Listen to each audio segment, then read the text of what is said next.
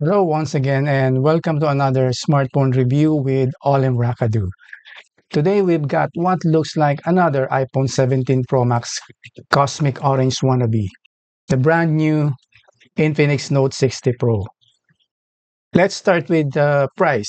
The 12 GB variant, which is the one we have here, is currently selling at a discounted introductory price of 17,999 Philippine pesos, roughly 300 US dollars, down from its regular price of 21,999.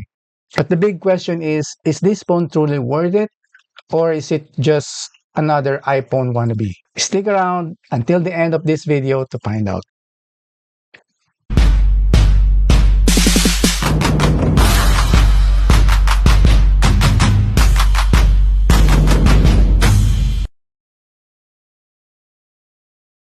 Let's kick things off with the unboxing. I really like the box design. It's simple and classy, with no loud colors, just minimalist text on a marble gray background.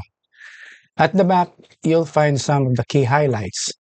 The Snapdragon 7S Gen 4 processor, active matrix display, a large battery with fast charging and wireless support, cooling system, a 144Hz display, and a 50 megapixel OIS night master camera. Inside, the package is split into two boxes.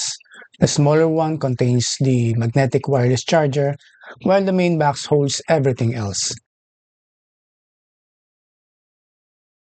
You get a smaller inner box with a SIM ejector tool, documentation, and a clear magnetic case, similar to a MagSafe case, which works with a wireless charger. Next is the Infinix Note 6 Pro itself, which we will set aside for now. And underneath, you'll find a USB cable and a 90 watts wall charger. And that's everything in the box. As for the design, build quality is solid. It has a bit of health but still feels premium thanks to its all-aluminum body. It's rated IP64 for dust and water resistance, weighs around 201.7 grams, and is surprisingly thin at just 7.4 millimeters. This unit here is the solar orange color, which is definitely eye-catching. If that's not your style, there are more subtle options like deep ocean blue, mocha brown, mist titanium, frost silver, and Torino black. Going around the phone on the right side, we have the power button and volume rocker along with the health sensor.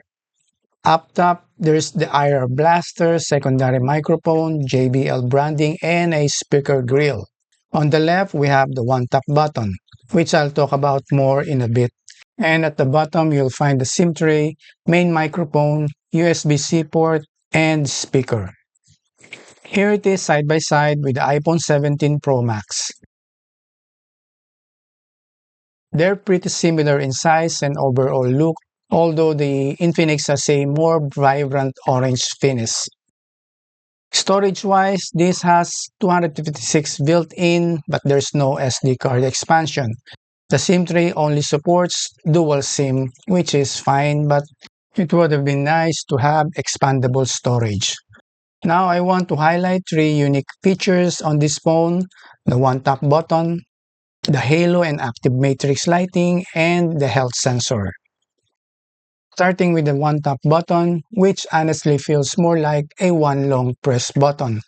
You can assign just a single function to it when you press and hold. There's no single tap or double tap, just that one long press action. I've seen some mentions of a quick press triggering AI, but I personally couldn't get that to work. If you know how, let me know in the comments. Next is the active matrix and halo lighting at the back. It's a pretty cool feature where you can customize lighting effects and pixel animations. You can change the halo light color inside game settings, and for deeper customization, you can go into Matrix Studio. From there, you can create your own designs, animations, or even scrolling text. There's also a hand-painted option where you can draw your own patterns. You can even assign it to show the time when you flip or shake the phone. It's definitely fun to play with. And finally, the health sensor, which some people might mistake for a camera button, can measure your heart rate, blood oxygen, and heart rate variability. To use it, just open the My Health app, select your measurement, and place your thumb on the sensor until it finishes reading.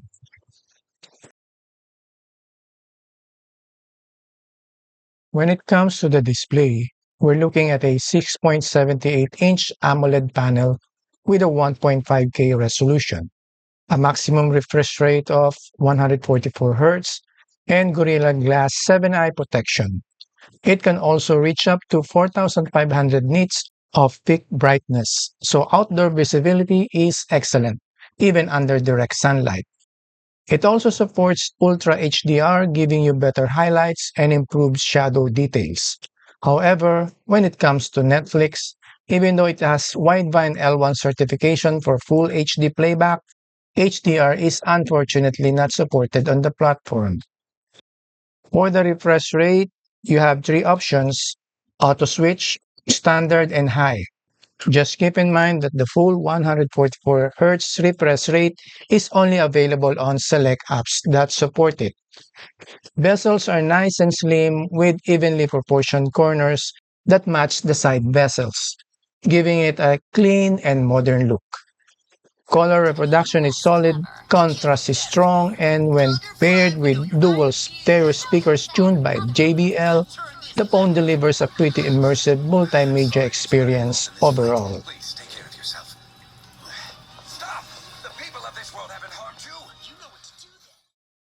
When it comes to performance, this phone runs Android 16 with Infinix XOS 16.1 right out of the box.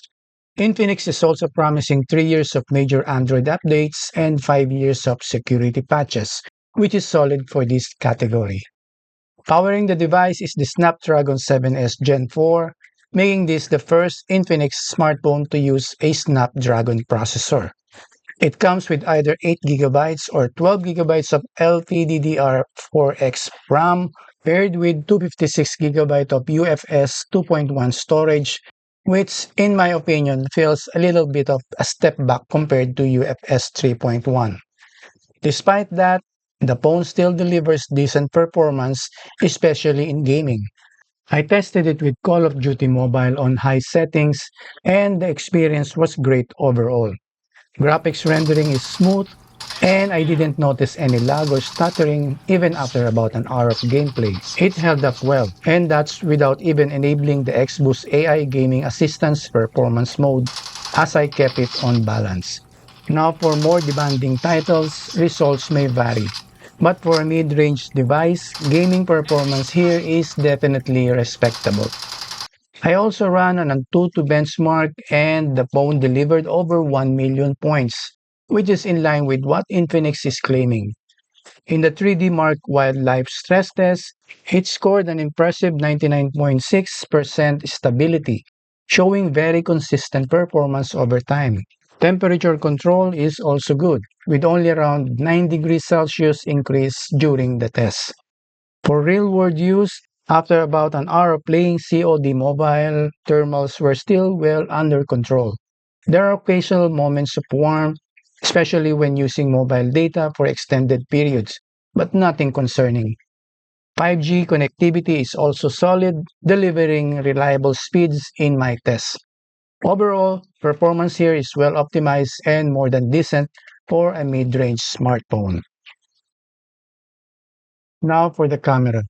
The Note 60 Pro is equipped with a 50 megapixel main shooter with OIS, paired with an 8 megapixel ultra-wide and a 13 megapixel front camera. It supports 4K video recording on both the rear and front cameras, along with features like live photos, street mode, and Ultra HD for higher resolution shots. It also offers up to 15x zoom even without a dedicated telephoto lens. Here are some sample shots so you can see how it performs in real-world use. In daylight, it captures good detail and sharpness. Colors are generally decent, although it tends to slightly overexpose in certain scenes. I also noticed some occasional inconsistency with lens flare when shooting in bright sunlight or direct light sources. That said, overall contrast and color consistency are still pretty solid.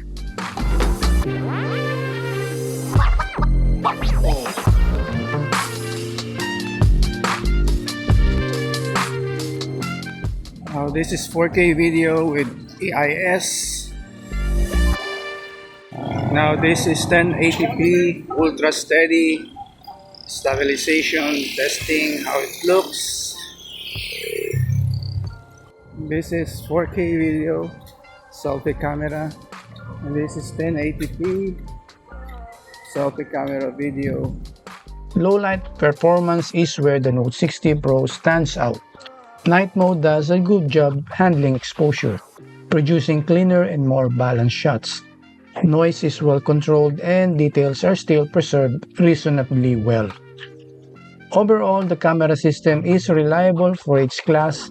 It handles everyday shooting scenarios well, but doesn't really push beyond the basics. The lack of a dedicated telephoto lens thus limits its versatility compared to some competitors, and the secondary cameras could definitely be better. Still, for casual photography, social media, and quick point-and-shoot moments, this setup is more than capable and gets the job done without much hassle. When it comes to battery and charging, the Note 60 Pro packs a large 6500 mAh battery paired with 90 watts wired charging and 33 watts wireless charging. It also supports bypass charging, which is especially useful if you want to game or use the phone while plugged in without putting too much strain on the battery. In my experience, screen on time can reach around 17 to 18 hours on casual use, which easily translates to about 2 days on a single full charge. As for charging speeds, going from around 10% to full takes roughly 80 to 90 minutes using the wireless charger, while wired charging is significantly faster at about 45 minutes. Now for our final thoughts. The Infinix Note 60 Pro delivers a surprisingly premium experience with its solid build, bright and vibrant display, and reliable day-to-day performance, backed by efficient memory management and impressive battery life.